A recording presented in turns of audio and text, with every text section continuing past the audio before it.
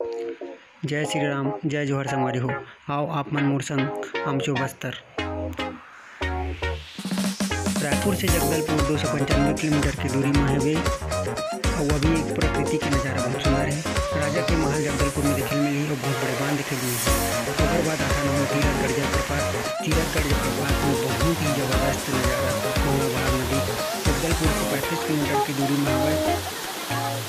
जी हाँ, अभी तक बरसात के मौसम में बहुत ही देखने वाले लोगन जाते।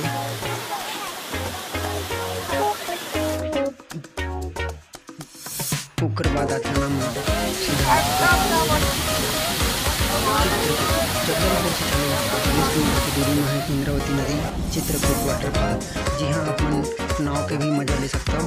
उसके बाद आता चौथा कुटुम्बसर गुफा। कुटुम्बसर गुफा में आप मला बहुत चीज़ देखने मिली, मछली वगैरह, पहाड़, गुफा वगैरह।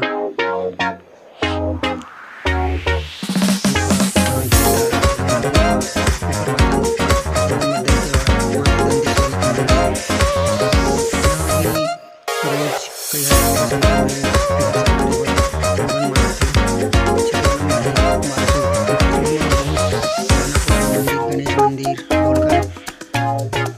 बासु मंदिर है, जहाँ पुराना है, बहुत पत्थर से बने हुए हैं। सातवां नंबर है रामना घुमर झरना। एक बस्तर के बहुत सुंदर देखने लायक चीज है।